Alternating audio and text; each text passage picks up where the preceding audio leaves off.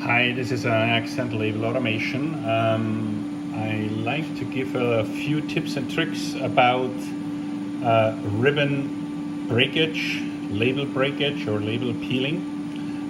There's several things one needs to pay attention to when you have trouble with the ribbon breaking frequently or too often, or maybe even labels peeling off before they even go to the dispense edge. So, for starters, I want to go quickly into a electronic adjustment. When you are in online mode and you have here a certain amount of jobs, then you press button number 4, and here you have your print contrast. That is the heat that you print your labels with. The machine may be adjusted to 50 or 60% when you get it, but it goes all the way up to 110%. If 110% being the hottest, the highest number, of course, printing the hottest temperature. Meaning, if you have now a very narrow label, if you have a very narrow label and you're printing a lot of that label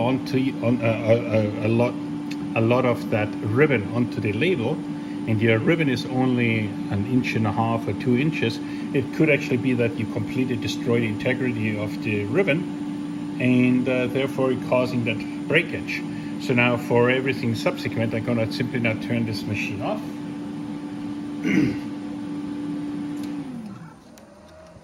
So we can have things a little bit quieter, because right now I'm going to stick my fingers in here, and you definitely do not want to ever have anything metallic around the label, around the print head when the machine is on. So, or you don't want to have a wet rag or anything around the print head when the machine is on. Okay, so what can cause label breakage? Now, this tension being too much, this speed, this rewind speed being too high, could cause label breakage. If you're pulling really, really hard on here and the ribbon is really narrow, it could cause it to just snap. So we can, of course, adjust that by peeling off those little knobs that protect that red set screw. And now by turning this in either direction, you're changing the speed by how quick this roller is rolling it up. Subsequently, the same here. If you turn that knob, you are putting more tension on the infeed, more or less tension. So this basically gives you brake power, and that gives you rewind speed. So the machine, when brand new, comes adjusted. You should not need to adjust that. The only time somebody wants to play around with that is if your ribbon is really, really narrow and you have lots of ribbon breakage. So now let me quickly cut this ribbon here. So you just saw how this snap down, because that's basically the tension roller here as well. So I'm gonna just get rid of this here. And as you of course can see, when I turn that, it also turns this. So this is a good way of winding the leading edge of a new roll back up on here, right? So, but this is not what I was intending to show you at the moment. When you have a lot of breakage happening, the first thing you want to check, is there something wrong here? Is there something wrong underneath here? So we're gonna take an Allen key. We're gonna open this screw here, and we're just gonna pull that out. And we're gonna look if there's any kind of dirt on this bar, if there's any glue. If this is very adhesive, if it's sticky, it will certainly cause you problems.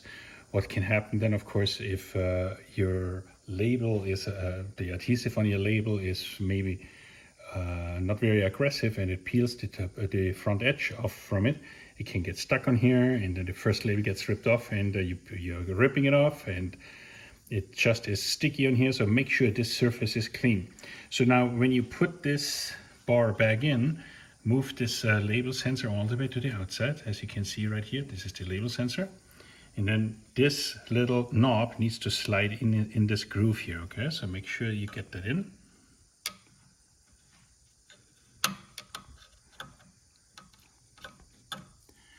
Like so. And then there's a little pin on the back that needs to seat itself into a hole. And then we are ready to bolt it back on again. Okay, so now that's that. Now, of course, check your print head with your finger when there's no label on here. Check, go with the finger over the print head if everything is smooth. If there's any kind of edge, any kind of notch, anything other than smooth, it of course will break your ribbon. There's no doubt about that.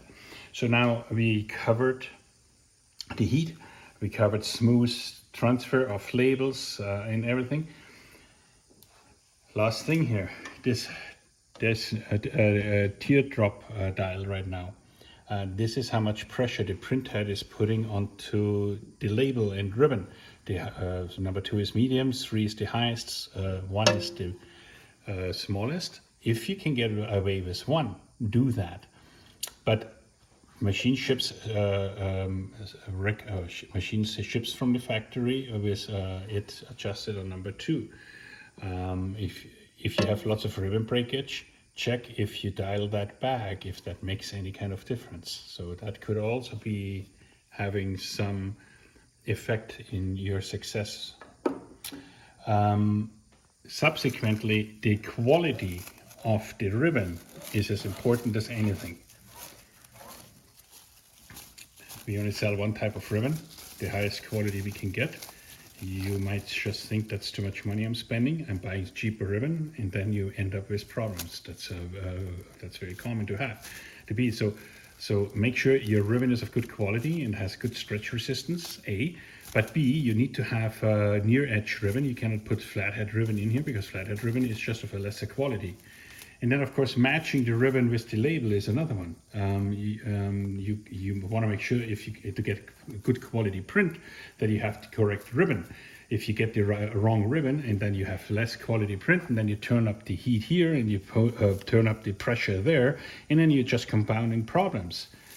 Now, last but not least, if you only have an 1.5 inch label and you only go with an 1.5 inch or 1.75 inch ribbon and it constantly breaks, well, step up to a larger ribbon, go with a 3-inch ribbon. Yes, it will cost you a little bit more. Yes, you will have a little bit more waste where you don't print, but subsequently, if it doesn't break, who is the winner here? So hopefully little tips will help here. Let us know if we can help any other way.